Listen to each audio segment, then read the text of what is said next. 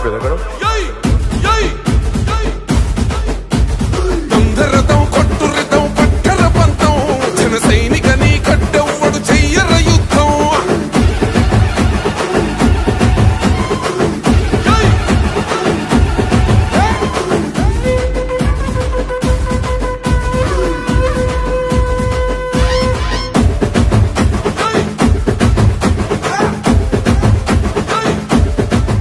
YCP batch ఉంటారు.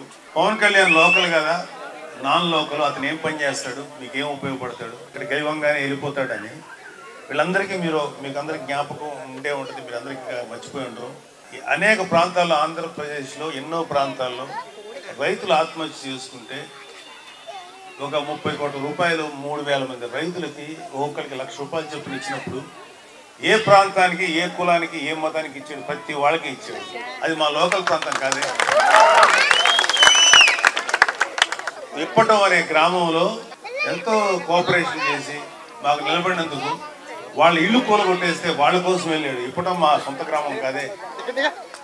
వైజాగ్లో స్టీమర్లన్నీ కాలిపోతే పరిగెట్టుకుని వెళ్ళి వాళ్ళకి డబ్బులు ఇచ్చాడు. ఒకరికి 1,00,000-2 లక్షల రూపాయలు. అది మా సొంత గ్రామం కాదే, మా సొంత పట్టణం కాదు, విశాఖపట్నం. సో ఇక్కడ ఎవరికి పట్టణం ఏంటి, లోకలా నాన్ లోకల్ కాదు, నువ్వు పని చేసావా పని చేయలేదా అనేది జనం చూస్తారు. జనసేన, టీడీపీ, బీజేపీ కూటమి ప్రభుత్వం బల్ల గుద్ది విజయం సాధించబోతుంది. ఇది వరకు సో ఈ కూటమి ప్రభుత్వం తరఫున నిలబడ్డటువంటి ఉదయ్ శ్రీనివాస్ ఎంపీగా నిలబడతారు. అతను కూడా గెలిపించుకోవాల్సిన అవసరం అనుకుంది. బీజేపీ ప్రభుత్వం రాబోతుంది సెంట్రల్ గవర్నమెంట్ లో. మన మాట జనసేన ఎంపీ మాట చెల్లినంతగా ఇంకెవరి మాట చెల్లదు. ఎందుకంటే పవన్ కళ్యాణ్ గారికి ఉన్నటువంటి అనుబంధం అలాంటిది. మోడీ గారితో కానీ, అమిత్ షా గారితో కానీ, నడ్డా గారితో కానీ. మోడీ గారు ఒక మాట అన్నారు పవన్ కళ్యాణ్ గురించి, నేను ఈ దేశాన్ని ఎంత ప్రేమిస్తానో పవన్ కళ్యాణ్ గారు ఆంధ్రప్రదేశ్ అంత ప్రేమిస్తారు, అందుకని అంటే నాకు చాలా గౌరవం. మోడీ గారు పవన్ కళ్యాణ్ గారు కనపడినప్పుడల్లా చిరునవ్వు నవ్వుతారు, ఆనందంగా చూస్తారు. అదే జగన్ గారు కనపడితే తొందరగా పని అయిపోతే వెళ్ళిపోతే మీరు చాలాసార్లు గమనించుంటారు. సరే వచ్చా ఏంటి, ఇంక అయిపోయిందా పని, ఓకే బాయ్.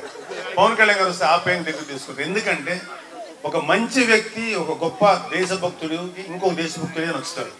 ఒక దేశభక్తుడికి లేక ఒక మంచి వ్యక్తికి, దేశాన్ని బాగు చేసిన వ్యక్తికి ఒక లంచగొట్టి ఒక కరప్షన్ చేసే వాళ్ళు నచ్చరు. ఎప్పుడు కూడా పవన్ కళ్యాణ్ ఒక మాట చెప్తారు, నేను వీళ్ళకి నాయకుడిని నేను ఎప్పుడు చెప్పడు, నేను వీళ్ళకి సేవ చేయడానికి వచ్చిన నాయకుడిని అంటారు. తన డబ్బునే మీకు ఇచ్చేవాడు, మీ డబ్బును మీకు పదిలంగా ఎలా ఇవ్వాలని ఆలోచిస్తారు తప్ప ఈ డబ్బుని ఎలా నొక్కాలో ఆలోచిస్తారు. మీరందరూ కూడా 2019లో వాళ్ళ నాన్నగారిని చూసి, రాజశేఖర రెడ్డిని చూసి జగన్మోహన్ రెడ్డి ఓటేశారు. కానీ ఒక్కసారి మీ పిల్లల ముఖం చూసి పవన్ కళ్యాణ్ గారికి ఓటేయండి. Thank you very much. జై జనసేన, జై తెలుగుదేశం, జై బీజేపీ, జై హింద్.